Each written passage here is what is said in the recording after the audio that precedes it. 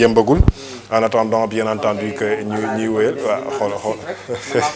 xool waaw xam naa loolu la ñuy mujjee def alaaji ci déclaration de patrimoine Ousmane Sonko le temps que ñu defaragum lii di micro bu Fatou Abdou Ndiaye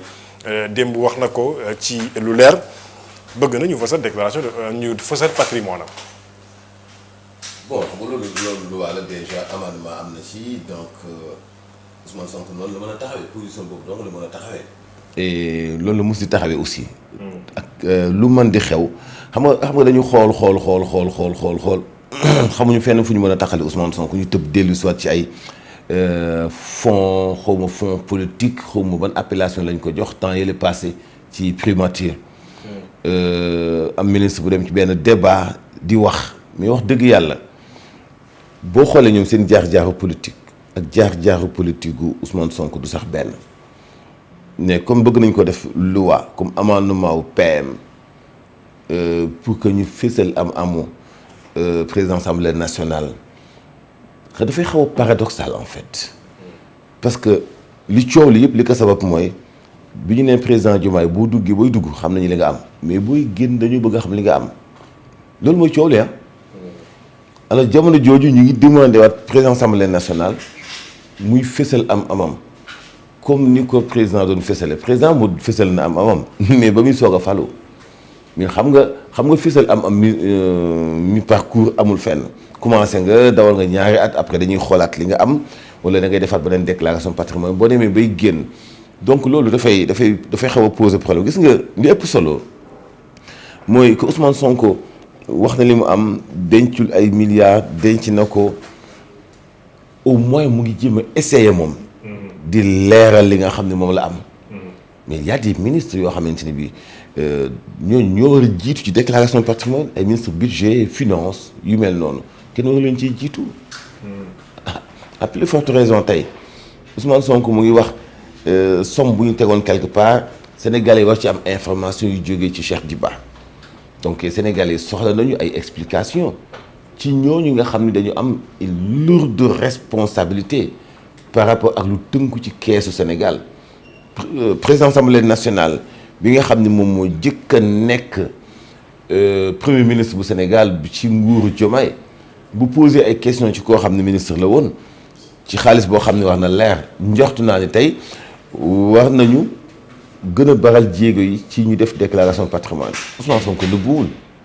mais bu ñu defee amendement donc ci wane amu président de la République amu président assemblée nationale ñu fésal ko mais am na yeneen ministère yoo xam ne aussi dañu war a fésal seen am parce que seen position ci gouvernement bi daanaka xaw tuuti ñu gën a xeej ji sax premier ministre tout dépend ci contexte politique bi ni muy demee donc Ousmane Sonko li mu wax noonu ci wàllu déclaration de patrimoine moom amul lu mu ci nëbb musta nëbb ci yu mel noonu parce que moo tax toujours daf ko doon demandé mais xëy na comme seet nañu fu ñu ko bëgg a taxal amuñu ko foog ñu génne ay fonds politique ay caisse politique et cetera donc heureusement mu def ci ay précisions yoo xamante ni ku bëgg a dégg doo dégg kese xuma na ku bëgg a dégg la ne la mel. Ousmane Sonko il dit que je n'ai rien à cacher selon waaw parce que nag bay sew tànk xam nga tey su fekkoon ne dañuy ñëw ñu ne la déclaration de patrimoine dañ ko étendre ba ci ki nga xam ne moo jiite primature ba ki nga xam ne moom moo jiite pencum ndaw réew bu Sénégal nañ la indil ndox nga naan Al Amina oui Mouhamed Thiam un peu d'eau pour Al Amine Senghor donc bañ ne dinañ la maanaam ñu ne da ngay def sa déclaration de patrimoine yow mi nga xamante ne daanaka topp nga président de la République di ko mel ne ku koy topp pour que mu def sa déclaration de patrimoine dafay yoon yow également nga def sa déclaration de patrimoine donc aujourd'hui que moom mu accepté ko c'est de la cohérence loolu la ñuy olof di wax naan bay sewewu tànk mais dafa am loo xam ne daf ci am muy bu ñu wax déclaration de patrimoine dafa am ci constitution bu Sénégal te ñu war ko jox cër lu ñu tuddee article 37 bu sunu constitution bu ñu nee article benn article dafa am ay titres ñu ne titre 1 lii la concerné titre 2 lii la concerné titre 3 lii la concerné donc l'article 37 de la constitution du Sénégal au-delà des propos d'Ousmane Sonko ci li nga xam ne moom lay wax bu ñëw ci déclaration de patrimoine mooy dans le titre 3 dañoo wax ne la déclaration de patrimoine concerne et seulement le président de la République léegi nag su fekkee ne dañoo bëgg ne la déclaration de patrimoine dañu koy étendre ba ci ki jiite pencum ndaw réew bu Sénégal ba ki nga xam ne moom mooy ki jiite primature loolu bokkul ak li loi bi tënk léegi nag leneen lu ci des Pastef nangul ko l'amendement c'est politique est-ce que aujourd'hui da ngay xam ne ça c'est une violation de la loi nga nangu ko tout simplement parce que da nga bëgg a échapper ci benn piège wala da nga war a tënku ci li nga xamante ne moom la loi bi wax parce que bu fekkee ne da nga tënku ci loi bi wax il est hors de question d'accepter cet amendement normalement parce que cet amendement qui existe dans l'article 37 de la Constitution du Sénégal moom mooy il ne parle que du président de la République il ne parle pas du premier ministre il ne parle pas du président de la République léegi su fekkee ne nag wax naa ko léegi je le répète tout simplement su fekkee ne yow nangu nga ko ndax nee nga le président de la République jaarale ko ci ministre de la Justice dañ la bëgg a tendre piège yéen la majorité parlementaire piège boobu ngeen di bañ moom moo tax ngeen nangu ne d'accord léegi déclaration de patrimoine dafa bëgg indi coow da nga ne ñun nañ ko yaatal léegi ñun nangu nañu nañ ci dem mais yéen est-ce que xam nga ne li ngeen nangu bu demee conseil constitutionnel mën na ko invalider léegi nag foofu xam nga lan lay ban question mooy poser est-ce que le conseil constitutionnel va invalider l'amendement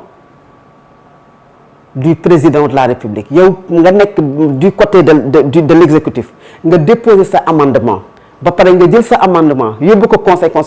conseil constitutionnel dem daal di koy neenal xam nga loolu Alamine lu mu ñu indil c'est purement politique loolu la ñuy assister loolu nag moom genre jeu de ping-pong la entre les deux camps parce que bu ñu yemee rek ci loi bi ñu tënku ci loi bi moom mooy en 2025 c'est le président de la République Bassirou Diomaye Faye moom moo def le projet de loi ce n'est pas une proposition émanant des députés le projet de loi bi ñu voté loi bi nga xam ne mooy bu OFNAC bii nga xamante ne mooy déclaration de patrimoine bu le président de l'Assemblée nationale ak le premier ministre du Sénégal bu ñu ko doon laalaat wala ñu koy toucher foofu la ñu war a dem laalaat ko wala ñu toucher ko soit loi boo xamante ne moom mooy rendre public leur déclaration de patrimoine mais article bi nga xam ne moo concerne le président de la République cet article ne concerne aucunement ni le premier ministre ni le président de l'Assemblée nationale ruse politique donc de beneen côté bi beneen bi ne ko non nous n'allons pas tomber dans votre piège mais bu boobaa nan la ñuy def suñu loi ñoom ñaar ñëpp dañuy salfaañe suñu loi kële dafa jël article bi salfaañe ko parce que dafa jàpp ne moom il faut que mu wan kii ne ko ah da nga bëgg ma fësal yow ay ca nañ ci dem fësalal su may leeral kay da nga leeral yow tamit maanaam bu fekkee ne dañuy suux ñooy suuxandoo buñ ciy am ndam ñoo ciy amandoo bu dee dañuy jéggi rive bi nañu àndandoo jéggi rive bi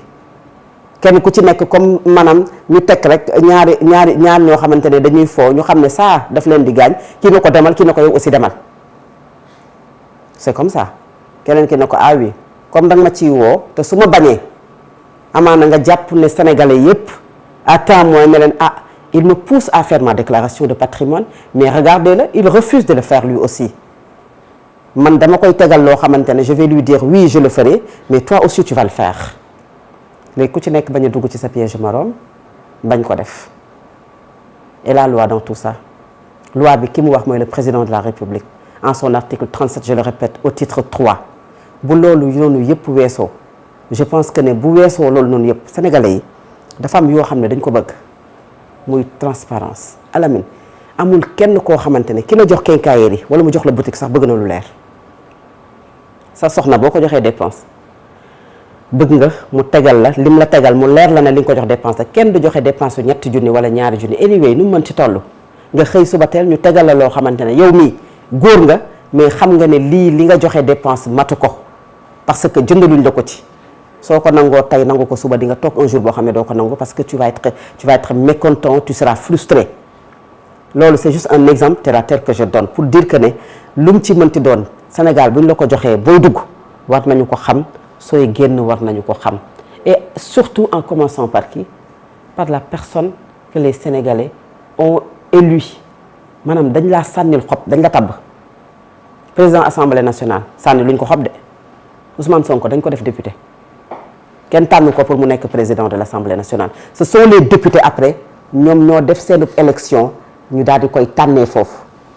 mais tànn bu njëkk bi Sénégal tànn mooy tànn ko def ko député président de la République dañ ko tànn moom aussi def ko président de la République xaw ma ndax je me suis fait comprendre. Exactement. Pour dire que c'est une élection bu ñu dem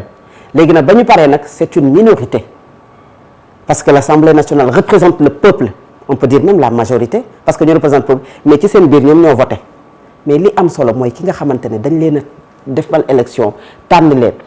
président de la République ñu dem élection ñu tànn ko la gestion des deniers publics leur patrimoine à l'entrée à la sortie et j'insiste sur le président de la République dama ne pour que sénégalais yi xam qu'en est-il réellement lan la am ak lan la amul gis nga la déclaration de patrimoine qu'on rende public là suñ demee ba rendre ko public ci les fonctionnaires là rendre ko public ci premier ministre président mais nañ ko rendre public kon sur les fonctionnaires sénégalais yi léegi kenn ku ci am nekk soo amee benn ginaar nit ñi xam soo amee ñaari ginaar nit ñi xam alamin wax na it ci fonds spéciaux yi démb ñoom ñi nga xamante ne moom mooy ki nga xam ne moom mooy Ilimane Diori bi wala ki fi nekkoon Ilimane Diori président